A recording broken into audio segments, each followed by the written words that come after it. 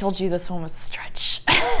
Hey y'all, my name is Nat. I hope you're having a terrific day today, and for this video we are going to be doing my November TBR. Alright, before we get into anything bookish, make sure to hit like and subscribe down below, as well as tell me in the comments what is a nonfiction book you are going to be reading this month. We're going to say hello again to my TBR jars. Oh, there we go. So first off, we're going to start with my digital shelf prompt.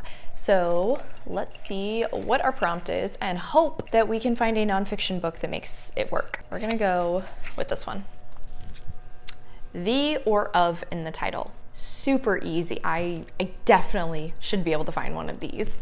I think I am going to go with The Untold Lives of the Women Killed by Jack the Ripper by Hallie Rubenhold. I remember this was getting a lot of talk when I first joined booktube and I was really interested in it, but I haven't gotten around to it. And this is the perfect opportunity to make me do that. I've kind of been back on my true crime kick, so I definitely think this is going to be a great one. It is focusing obviously on the crimes that were committed by Jack the Ripper, but rather than putting it through the lens of the serial killer being the main focus, rather the 5 victims are. Kind of makes me think of the movie / graphic novel From Hell. I've heard pretty much only positive things about this one, so here's hoping I can get my hands on it. Alrighty, so that took a hot second, but now let's look at our physical shelves and once again see if I can manage to make a nonfiction book work for it. We are gonna go with this. Anticipated. I definitely can do it. Oh! I actually think I'm kind of gonna double up on this because Furiously Happy by Jenny Lawson is also the group read for November in the Fall into Winter Readathon, which I'm helping to host. All information for that is linked in the description down below. Highly recommend. It's a very easy bingo board based readathon that is going throughout October to December. And Furiously Happy is going to be our November pick, which was actually my recommendation, so this works perfect. A funny book about horrible things. I really enjoyed the first work I read by Jenny Lawson. Let's Say This Never Happened. I can't remember if that's what the title was, but I'll put a picture of it on the screen. In this one specifically, Lawson is exploring her lifelong battle with mental illness, but it's also ridiculously hilarious from what I have heard. I really enjoyed her first book, as I mentioned, and I've been wanting to get to some of her other work. I just love that all of the covers on her books have a taxidermied animal because, as I learned in her first book, her father was actually a taxidermist, and I just find that hilarious and oddly wholesome that she has maintained that theme with all her covers. So bang, perfect. This is going to be the physical book for the month, as well as completes that prompt for my bingo board. I'm just going to awkwardly set these here and hope they do not fall.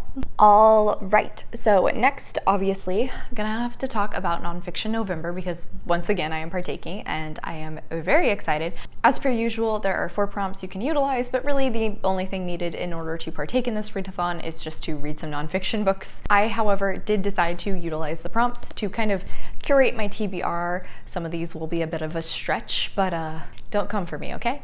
So the first word is fraud, and for that I'm going to go with Small Sacrifices by Anne Rule, which is also a big book on my TBR, even if it's in this tiny mass market paperback version. I have actually been wanting to dip my toe into Anne Rule stuff and have yet to do so. She has many true crime stories. Probably the one she is most famous for is The Stranger Beside Me. This one, however, is focusing on the crime from Diane Downs, who was a woman that was convicted of killing her children, but originally she feigned that some other person did it. So that's kind of where the fraud element comes into the story. While I am familiar with this case, I did think it would be a very interesting one to kind of do a deeper dive into, especially because I'm curious if there's ever been any exploration of Downs's psychology for why she committed the crime. I don't remember that in the previous pieces of media I've consumed about the case, but obviously this one is quite serious and quite horrific. Unfortunately, I have not been able to find an audiobook for it. So this is gonna be probably a physical read that lasts throughout most of the month because it's almost 500 pages. The next prompt is web, and Olive, the host of this readathon, gave, some nature examples but I don't know why the one that popped into my head was The Anthropocene Reviewed by John Green, and that is because, as far as I am aware, this is a odd web of just random topics he then dives into and gives a little essay about. I think there might be like some underlying points throughout many of them. I also believe this is a podcast too, but I've heard a lot of positive things, and I was a John Green girl when I was younger, so I've been meaning to get to this for quite some time, and I'm finally gonna do it. This is like one of 3 or 4 books I have signed by John Green. No, I've never met him. I just keep getting lucky and finding books he has signed. I think he reads the audiobook also, so I do believe that would be very interesting, and it would definitely lean into the podcast feeling. Like I said, I think it's just a random amalgamation of different topics he gives his opinion on. The one that's probably the biggest stretch here is Capital. For Capital, I am going to be reading Pandora's Jar by Natalie Haynes. Women in the Greek Myths. Greek ancient civilization is a capital point in history for a lot of historians and classicists and things such as that. I told you this one was a stretch.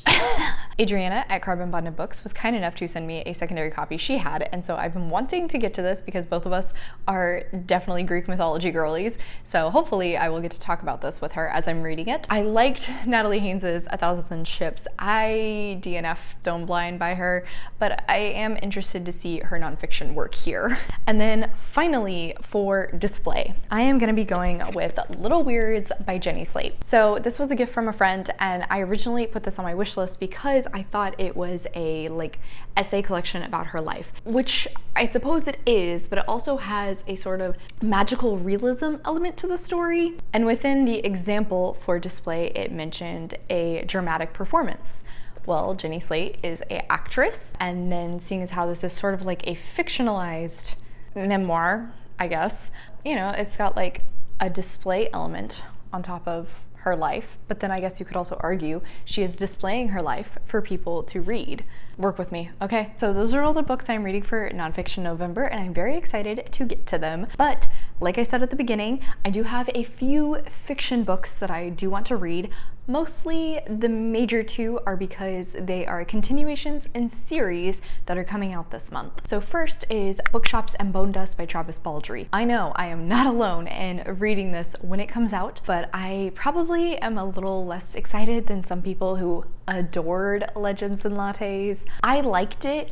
I am intrigued to see more of the characters. I love that the world is very inspired by D&D, so that's super cool. I think this one is more of a prequel following Viv. I think she's recovering from an injury whilst reading. I think she's like staying with somebody who runs a bookstore or something. I'm not really sure, honestly. I requested the audiobook from my library, so hopefully I will actually get that. I'm sure I'm not the only one who requested it. I think it comes out on November 7th, yes. And then next is the 7th book in the Murderbot Diaries series by Martha Wells, which is System Collapse. That one comes out on November 14th.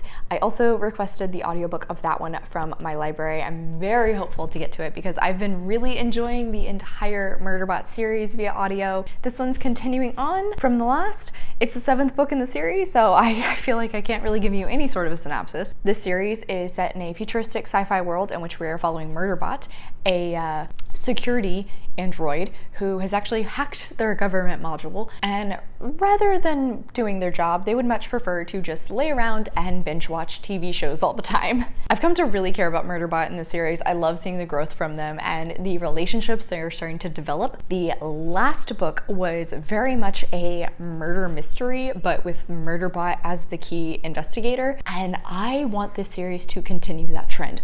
That sounds so much fun and right up my alley. Honestly, there are a few more books I would love to get to in November, but I'm not gonna put them on this TBR because already this feels ambitious. I've spent most of October like kind of mood reading, and I don't want to be super structured with my TBR going into November. There is the possibility that these nonfiction books could change. We'll see. Namely, looking at you, Small Sacrifices, but at the same time, I do want to get this read and get it off my TBR shelf. We're just gonna leave it there. Thank you so much for coming to my channel today, guys. I really appreciate it. Make sure to hit like and subscribe down below. I have all my socials as well as a few ways you can support me linked in the description. I come out with videos on Monday and Friday, but until then, I hope you continue to have a terrific day. Love you, bye!